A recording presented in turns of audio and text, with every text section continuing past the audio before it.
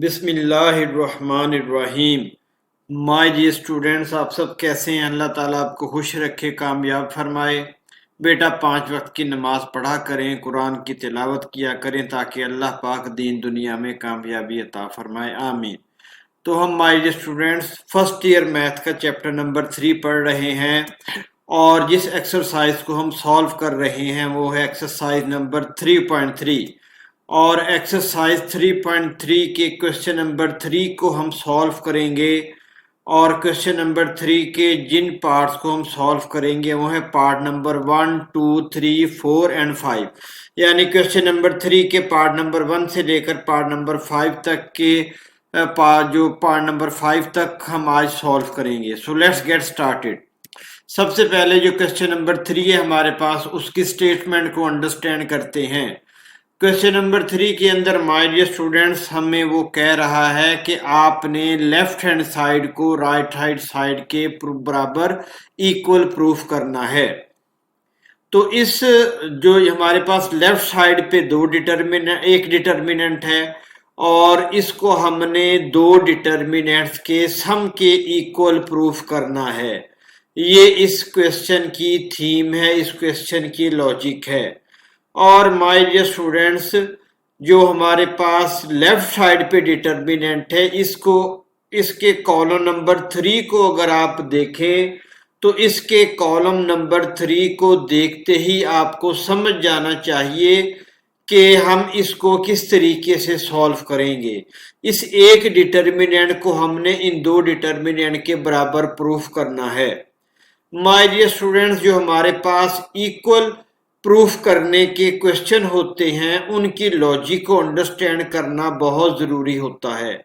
यानी कि अगर हम लेफ्ट साइड को पहले सॉल्व करेंगे तो हमने अपने आंसर को राइट हैंड साइड के बराबर लेके जाना है, और अगर राइट हैंड साइड को पहले कंसीडर करेंगे तो अपने जवाब को हमने लेफ्ट हैंड साइड के इक्वल प्रूफ करना है। तो आमतौर पर लेफ्ट हैंड साइड को हम पहले सॉल्व करते होते हैं।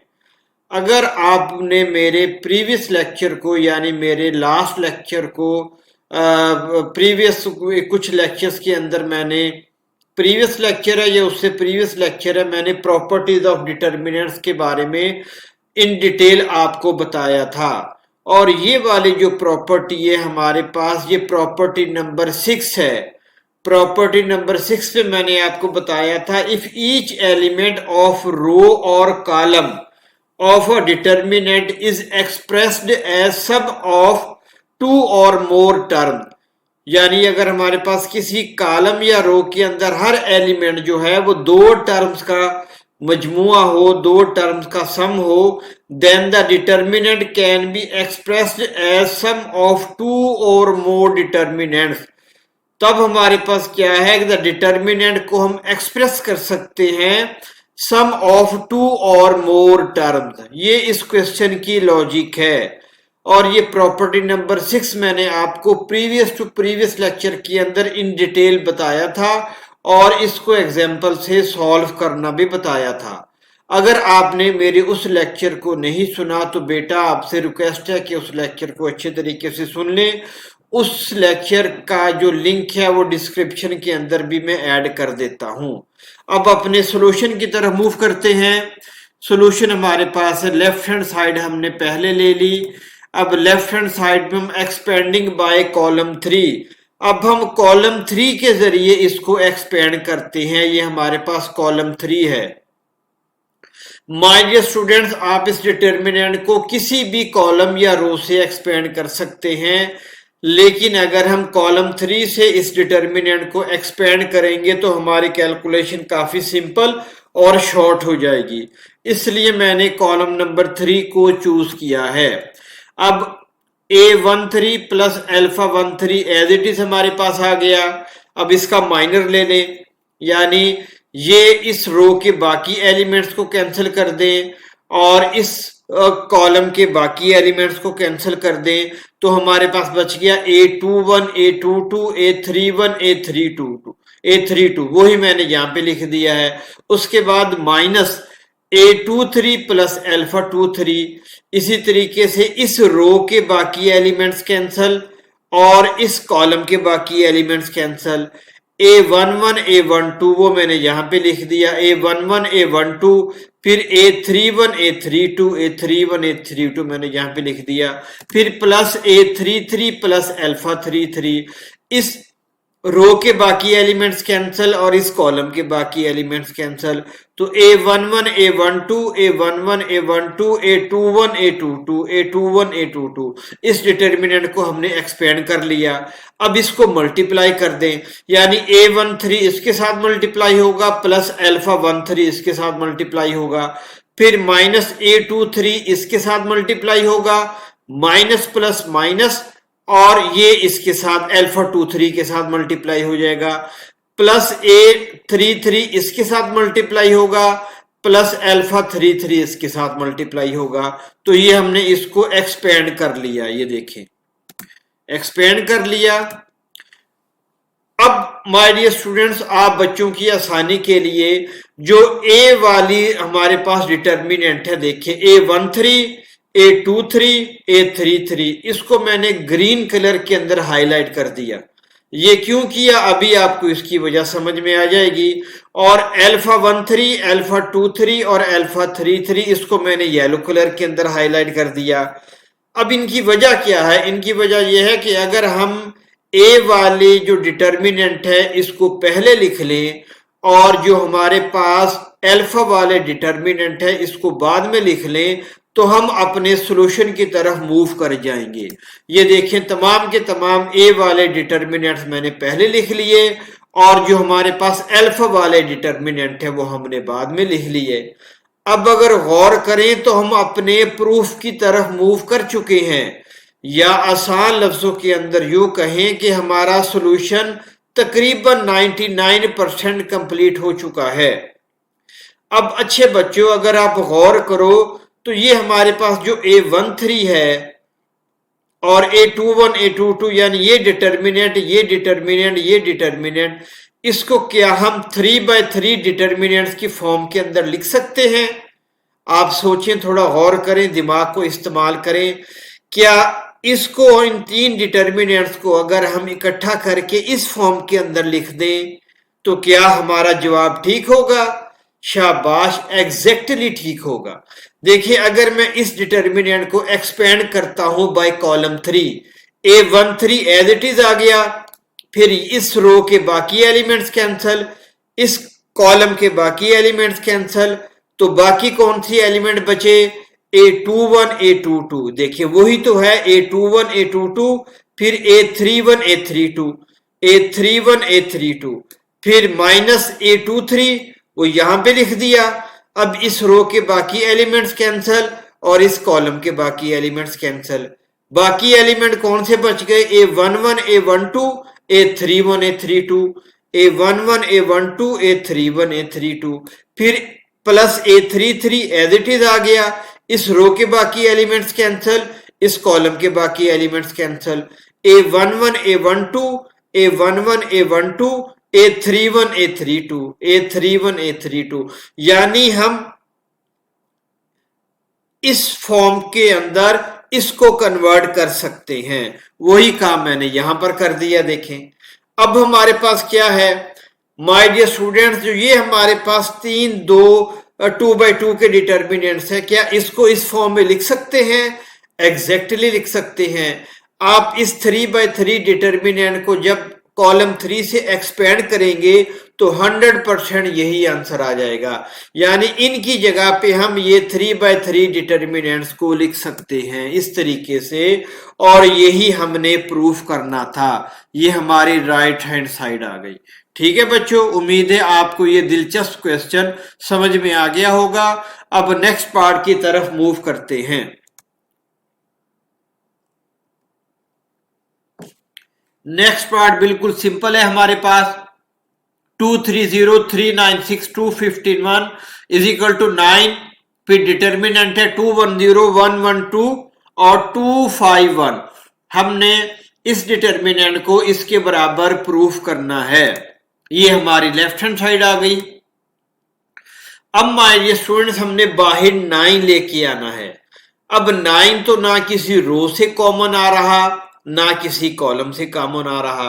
अब किस तरीके से करेंगे, अगर आप गौर करें तो हम रो 2 से 3 को कॉमन ले सकते हैं और हम कॉलम 2 से भी 3 को कॉमन ले सकते हैं।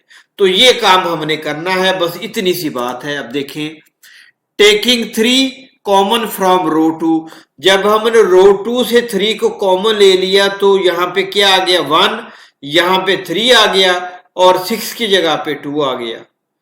इसी तरीके से अब हम कॉलम 2 से 3 को कॉमन ले लेंगे। जब कॉलम 2 से 3 को कॉमन लिया तो हमारे पास यहां पर क्या बच जाएगा 1, यहां पर भी 1 और यहां पर 5 बच जाएगा। ये देखिए 1 1 5, तो 3 इंटू 3 हमारे पास क्या आ गया 9, और हमारे पास डिटर्मिनेंट के अंदर कौन से एलिमेंट आ गए 2 1 0 1 1 2 2 5 1, और यही माय डियर स्टूडेंट्स हमारा सॉल्यूशन है। हमने यही प्रूफ करना था, बिल्कुल सिंपल क्वेश्चन। उसके बाद नेक्स्ट पार्ट की तरफ मूव करते हैं। Part number 3, A plus L A plus L A, फिर ए प्लस एल, इसको हमने प्रूफ करना है L square into 3a plus L. My students, मैंने आपको पहले भी कहा बेटा कि अगर हमारे पास लेफ्ट हैंड साइड को राइट हैंड साइड के बराबर प्रूफ करने का क्वेश्चन आ जाए तो हमने अपने आंसर को देखना होता है। अब आप में से क्या कोई स्टूडेंट्स इस बात के बारे में गेस कर सकता है कि हम इन पे क्या अमल करें, क्या प्लस करें माइनस करें, क्या अमल करें कि हम अपने जवाब की तरफ मूव कर जाएं? अब आपको ये याद रखना तो बड़ा मुश्किल काम हो जाएगा। तो बेटा आपने उस क्वेश्चन की लॉजिक को अंडरस्टैंड करना है। अगर आपने उस क्वेश्चन की लॉजिक को अंडरस्टैंड कर लिया तो इंशाल्लाह आपको अपने सॉल्यूशन के बारे में किसी किस्म की डिफिकल्टी का सामना नहीं करना पड़ेगा। अब इसको हम देखते हैं ए प्लस एल। पहले चल ए प्लस एल ए, अगर हम कॉलम 1 कॉलम 2 और कॉलम 3 को ऐड करें तो a प्लस एल प्लस ए क्या आ जाएगा 3a प्लस एल। अब अगर गौर करें तो यहां पर 3a प्लस एल मौजूद, फिर इनको ऐड करें a plus L plus A, 3a plus L, यहां पर भी 3a प्लस एल, फिर इन तीनों को ऐड करें a plus plus L 3a plus L. हम अपने आंसर की तरफ मूव कर जाएंगे। ये तरीका होता है इसको याद करने का। अब सॉल्यूशन लेफ्ट हैंड साइड हमने ले ली। अब देखिए वही काम हमने यहां पर किया by column 1 plus column 2 plus column 3, यानी कॉलम 1 के अंदर हम कॉलम 2 और कॉलम 3 को ऐड कर दें। ये इस स्टेटमेंट का मतलब है। देखें a plus L as it is आ गया, प्लस a और फिर प्लस a, ये जो हमारे पास सेकंड कॉलम और third column as it is आ गया, फिर यहां पर a एज इट इज आ गया प्लस a प्लस एल और प्लस a, और फिर हमारे पास यहां पे क्या आ गया a plus A plus A plus A plus L. अब इसको सिंप्लीफाई कर लें, हमारे पास कॉलम 1 के अंदर आ गया 3a plus L 3a plus L 3a plus L, और देखें हम अपने आंसर की तरफ मूव कर रहे हैं। ये देखिए यहां पर मैंने बेटा इसको हाईलाइट भी कर दिया। देखिए हमारे आंसर में क्या है 3a प्लस एल, और यहां पर भी 3a प्लस एल आ गया, यानी हमें एंड तक 3a प्लस एल लाजमी चाहिए होगा, इसलिए इसको हमने संभाल के रखना है। 3a प्लस एल आप कॉलम 1 से कॉमन निकाल लें। 3a प्लस एल जब हमने कॉमन निकाला, देखिए मैंने यहां पर लिख दिया है by taking 3a plus L common from column 1, ये हमारे पास कॉमन आ गया, यहां पर 1 1 1 आ गया। अब हमने बेटा क्या करना है, इसको सिंपलीफाई करना है, यहां पर 2 0 आ जाएं तो हम इंतहाई आसानी से इस डिटर्मिनेंट को सिंपलीफाई कर सकते हैं। अगर आप यहीं पर इसको सिंपलीफाई करेंगे तो आपको काफी डिफिकल्टी को फेस करना पड़ेगा, हमारी कैलकुलेशन कॉम्प्लेक्स हो जाएगी, कॉम्प्लिकेटेड हो जाएगी, गलती के चांस बढ़ जाएंगे, और मैंने आपको गलती नहीं करने देनी इंशाल्लाह। तो इसके लिए क्या प्रोसेस करेंगे, देखें 0 0 हो गया यहां पर, तो किस तरीके से किया, शाबाश। ये हमने क्या किया, पहले R2 minus R1, 1 minus 1 0, A plus L minus A, plus A minus A cancel, बाकी क्या बच गया, L, A माइनस A 0।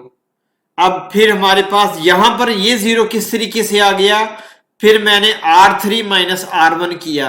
देखिए 1 minus 1 0, A minus A 0, A plus L minus A, plus A और माइनस ए कट गए, बाकी हमारे पास L बच गया। बिल्कुल आसान। अब इसको कॉलम 1 से सिंपलीफाई कर लें, एक्सपेंड कर लें, या रो 1 से एक्सपेंड कर लें, आपकी अपनी मर्जी है। मैंने इसको एक्सपेंड किया है रो 1 से, 3a plus L as it is आ गया, 1 यहां पे आ गया। अब ये हमारे पास रो के बाकी एलिमेंट्स कैंसल और इस कॉलम के बाकी एलिमेंट्स कैंसल, L0 0 L इनको सॉल्व करने की बाकी को जरूरत ही नहीं, क्योंकि ये भी 0, ये भी 0, ये बाकी सारी रकमों को 0 कर देंगे। अब इसको माय डियर स्टूडेंट सॉल्व कर लें, 3a प्लस एल, एल को एल से मल्टीप्लाई किया, एल स्क्वायर को हम पहले लिख लें तो कोई फर्क नहीं पड़ता, और यही हमारी राइट हैंड साइड थी, इसी को हमने प्रूफ करना था। उम्मीद है आपने इस क्वेश्चन को अच्छे तरीके से अंडरस्टैंड कर लिया होगा। अब नेक्स्ट पार्ट की तरफ मूव करते हैं। 1 1 1 x y z z x y, 1 1 1 x y z x square y square z square, इसके बराबर हमने इसको प्रूफ करना है। तो लेफ्ट हैंड साइड को पहले कंसीडर कर लें। अब आप देखें यहां पर हमारे पास एक्स स्क्वायर है, वाई स्क्वायर है, जेड स्क्वायर है। अगर हम कॉलम 1 को x से मल्टीप्लाई कर दे तो यहां पर एक्स स्क्वायर आ जाएगा, कॉलम 2 को y से मल्टीप्लाई कर दे यहां पर वाई स्क्वायर आ जाएगा, और कॉलम 3 को z से मल्टीप्लाई कर दे तो यहां पर जेड स्क्वायर आ जाएगा।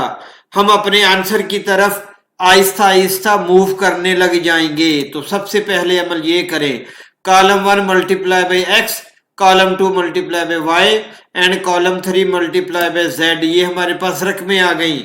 और जाहिर बात है कि जब मल्टीप्लाई करेंगे तो हमें डिवाइड भी करना पड़ेगा। ये इसको हमने मल्टीप्लाई किया, ये डिवीजन का अमल हो गया। अब एक्स वाई जेड को हम रो 3 से कॉमन ले लें, एक्स वाई जेड को हमने कॉमन ले लिया और ये आपस में कैंसिल हो गए, और ये रकम हमारे पास बच गई डिटर्मिनेंट के एलिमेंट्स की सूरत में, x y z x square y square z square 1 1 1। अब देखें अपने आंसर की तरफ देखें, हम अपने आंसर को तकरीबन पा चुके हैं, फाइंड कर चुके हैं, बस इनकी तरतीब को ऊपर नीचे करना है रोज की। और हमने प्रॉपर्टी में पढ़ा था जब दो रोज या दो कॉलम्स की तरतीब को चेंज करते हैं, इंटरचेंज करते हैं, तो डिटर्मिनेंट के बाहर माइनस का साइन आ जाता है, यानी उसका साइन चेंज हो जाता है। तो अब हम चेंजिंग करेंगे, R2 एंड R3 को चेंज किया, -1 बाहर लिख दिया, और देखें R2 और R3 को हमने चेंज कर दिया।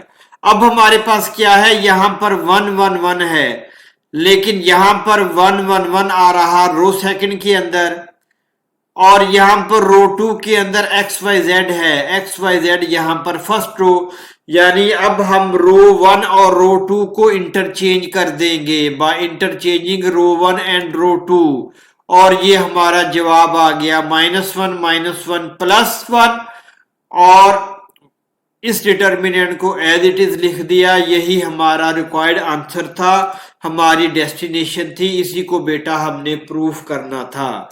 जी माय डियर स्टूडेंट्स, अब हम इस आज की वीडियो के लास्ट पार्ट की तरफ मूव करते हैं, जो कि पार्ट नंबर 5 है। इसमें हमें एक डिटर्मिनेंट दी गई है जिसको हमने इसके बराबर प्रूफ करना है 4abc के। माय डियर स्टूडेंट्स, अगर हम इस क्वेश्चन को आम तरीके से सॉल्व करेंगे तो यानी इस डिटर्मिनेंट को हम एज इट इज सॉल्व करेंगे तो हमारी कैलकुलेशन काफ़ी ज़्यादा बड़ी हो जाएगी, लेंथी हो जाएगी।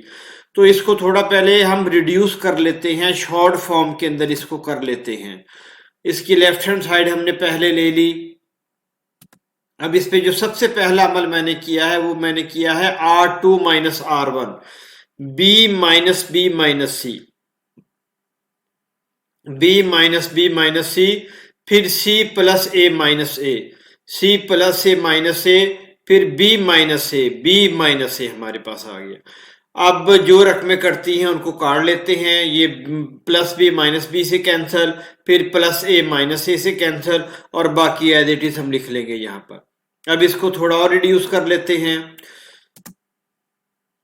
R3 minus R2, C minus into minus C, C plus C आ गया हमारे पास, फिर C minus C, A plus B minus B plus A, क्योंकि माइनस कर रहे हैं इसलिए साइन चेंज हो जाएंगे, A plus B minus B plus A. अब हमारे पास C प्लस सी क्या आ गया 2C, और C माइनस सी कैंसल 0, और plus B minus b cancel, और a प्लस ए 2a हमारे पास आ गया। अब इसको आप एक्सपेंड कर लें, अब काम काफी आसान हो गया, या कॉलम 2 से एक्सपेंड कर लें या रो 3 से एक्सपेंड कर लें, क्योंकि इसके अंदर 0 मौजूद है तो हमारी जो कैलकुलेशन है वो काफी ज्यादा कम हो जाएगी। तो 2C एज इट इज आ गया, ये हमारे पास इस रो के बाकी एलिमेंट्स कैंसल और कॉलम के बाकी elements cancel, A C B minus a C B minus ए, फिर प्लस 2a, 0 को हमने नहीं लेना क्योंकि 0 पूरे डिटर्मिनेंट को 0 कर देगा, इसलिए इसको कैलकुलेट करने की जरूरत ही नहीं।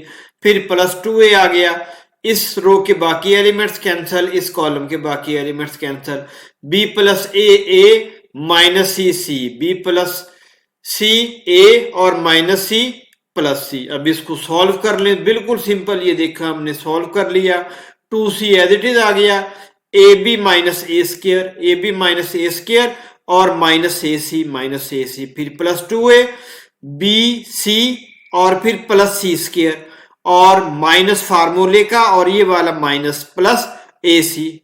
अब इसको एक्सपेंड कर लें, इसको हमने सॉल्व किया। अब देखें जो ए बी सी वाली रकमें हैं उनको मैंने ब्लैक कलर के अंदर कर दिया, 2a स्क्र वाली रकमों को मैंने ग्रीन कलर में कर दिया, और 2a सी स्क्र वाली रकमों को मैंने रेड कलर में कर दिया।